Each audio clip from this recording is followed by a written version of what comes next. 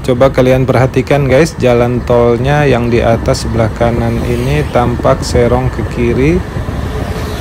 Kabarnya ada cerita yang menarik di balik miringnya jalan tol ini. Kita akan ceritakan karena kita sudah hampir sampai.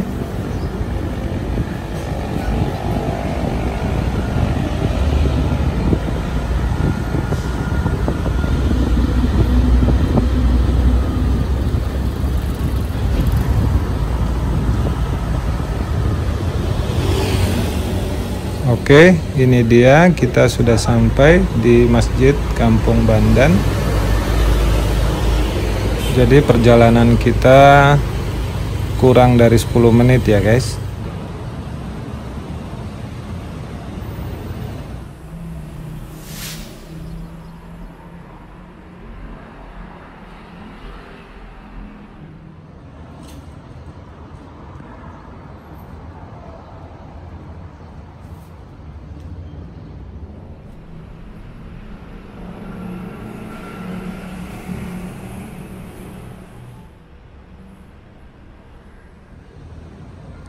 Assalamualaikum warahmatullahi wabarakatuh. Halo guys, berjumpa kembali dengan channel Sumba di Jakarta.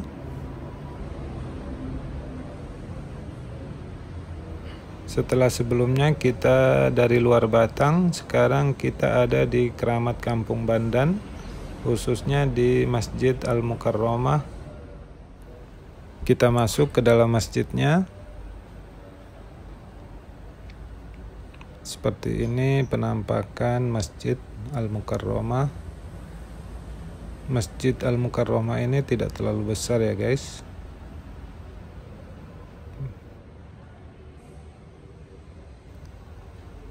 Di atas ada kaligrafi syahadat.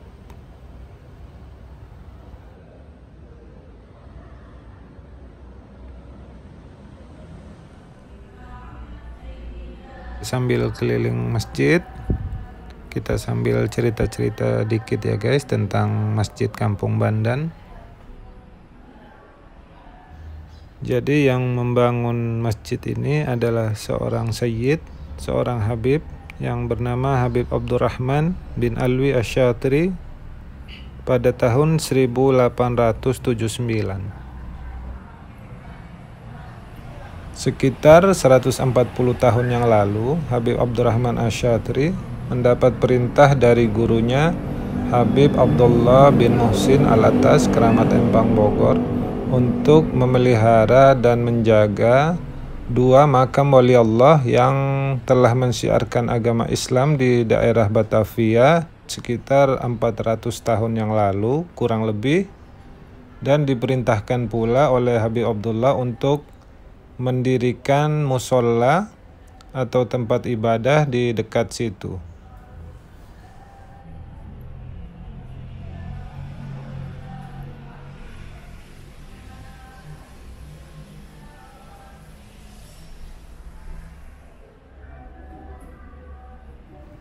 Dua makam wali Allah tersebut adalah Habib Muhammad bin Umar Al-Qudsi dan Habib Ali bin Abdurrahman Ba'alwi.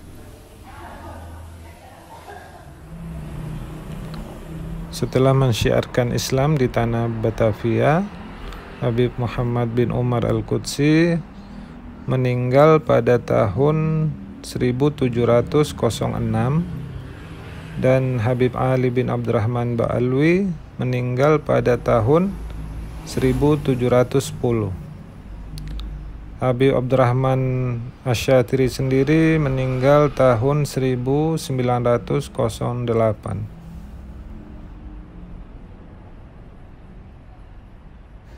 Jadi guys, ada yang unik di masjid ini, yaitu ada pohon kurma 3 pohon, dan sampai sekarang tidak ketahuan yang tanam siapa, tapi selalu berbuah setiap tahunnya.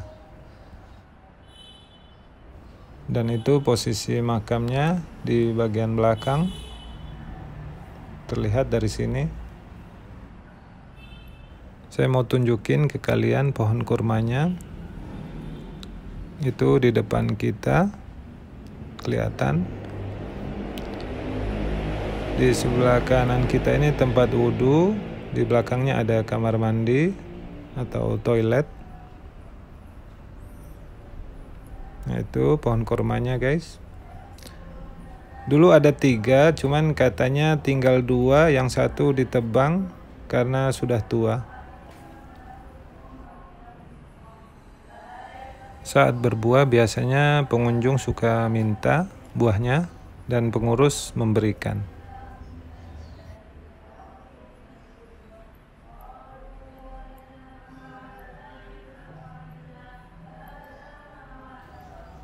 Dan ini ada pondok pesantren untuk yatim dan duafa Al-Hasanah.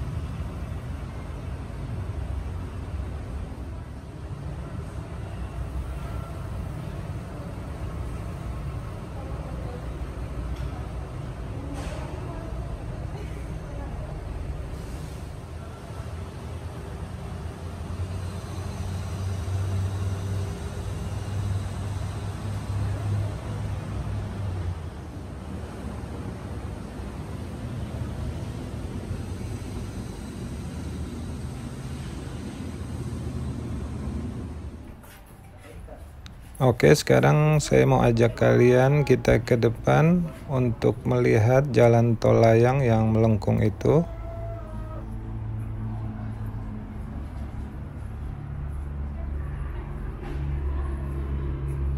Mulai ramai ya guys, orang-orang mulai berdatangan untuk ziarah.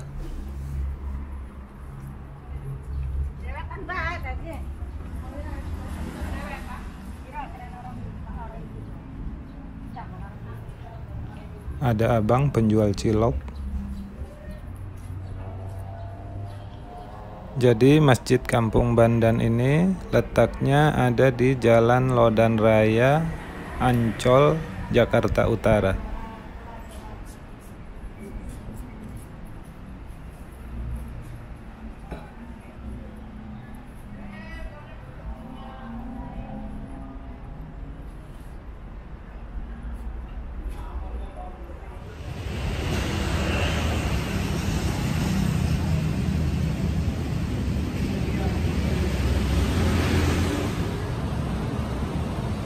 Jadi sekitar tahun 94 ketika itu dilakukan pembangunan jalan tol layang yang bisa kita lihat di atas kita ini, dan rencananya lahan-lahan di sekitar sini mau digusur termasuk lahan Masjid Kampung Bandan. Dan jika nanti terlaksana, posisi Masjid Kampung Bandan akan berada di kolong jalan tol layang ini. Seperti yang bisa kalian lihat ya guys, dia melengkung. Namun saat pembangunan, tiang penyangga jalan ini patah dan ambruk. Akhirnya dilakukan dengan cara manual, tetap saja tiang penyangga tidak bisa berdiri kokoh, patah dan ambruk lagi. Para pekerja terus ngotot melanjutkan pekerjaan. Bahkan di hari Jumat pun mereka terus bekerja sampai pengurus masjid menegur, tapi tidak dihiraukan oleh mereka. Akhirnya semua beton dan tiang penyangga yang sedang dikerjakan hancur dan menewaskan banyak pekerjanya. Menurut tim pro pembangunan jalan tol ini, mereka tidak melihat ada masjid pada saat melakukan penelitian dan pemotretan udara.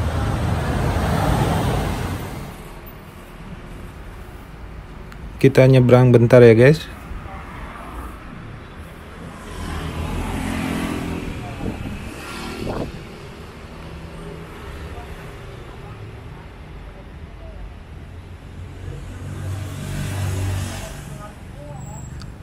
Akhirnya setelah kejadian ambruknya tiang penyangga yang menewaskan para pekerja, Pimpro tersebut datang ke masjid dan akhirnya mereka sepakat untuk menggeser area jalan tol ke sebelah selatan.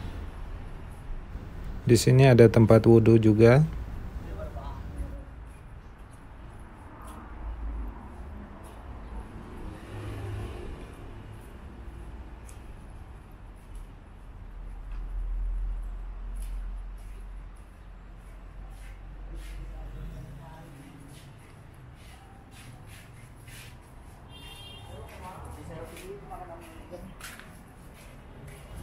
Nanti kita akan ke bagian depan masjidnya untuk melihat jarak antara masjid ini dan jalan tol layang.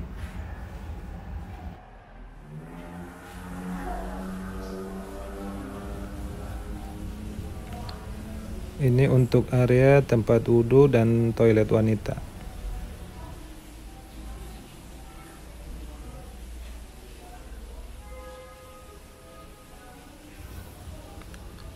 Dan ini sepertinya area dapur.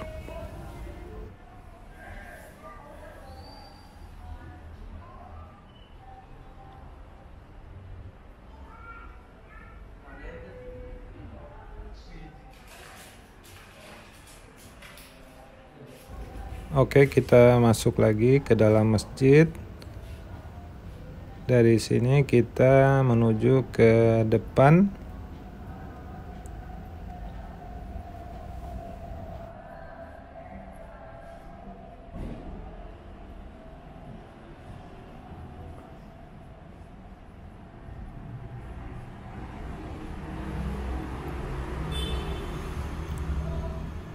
Itu di atas kita ya guys. Jalan tol layangnya digeser ke seberang.